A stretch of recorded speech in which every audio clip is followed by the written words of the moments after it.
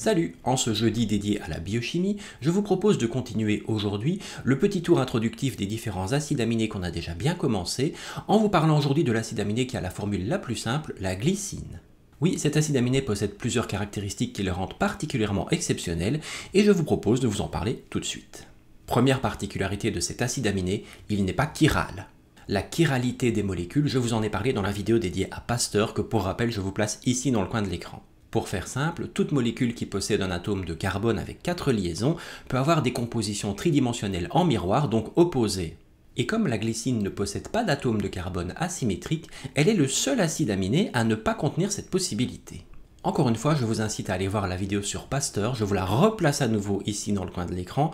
N'hésitez pas, vous allez apprendre plein de choses et comprendre vraiment l'intérêt de la chiralité des molécules. La glycine est une molécule de formule brute C2H5NO2 qui est un précurseur de plusieurs molécules importantes comme la créatine, l'acide urique, le glutathion ou l'acétylcholine. Elle est également importante pour la synthèse du collagène par exemple ou pour la formation des globules rouges. Autant vous dire que son importance est vraiment capitale. On a également retrouvé des traces de glycine sur de nombreuses météorites ou dans la traînée de comètes par exemple. Cette découverte a alimenté le débat sur l'origine extraterrestre de la vie sur Terre. Je ne vous cache pas que j'ai pas poussé beaucoup plus loin cette explication, mais si ça vous intéresse, pourquoi ne pas en faire une vidéo sur la chaîne? Je suis à l'écoute de vos suggestions. Enfin, la glycine est parfois utilisée dans l'industrie alimentaire en raison de son goût sucré.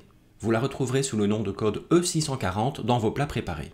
La glycine n'est pas un acide aminé essentiel, elle peut être synthétisée par le corps en quantité suffisante et elle ne doit donc pas forcément être apportée au corps par l'alimentation. Mais cependant, on la retrouve bien entendu dans l'alimentation, principalement dans les produits d'origine animale.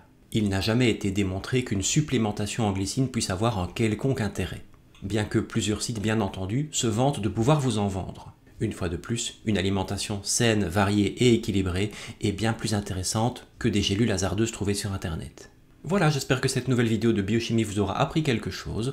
Quoi qu'il en soit, on se retrouve dès demain pour une prochaine capsule quotidienne. Allez, salut!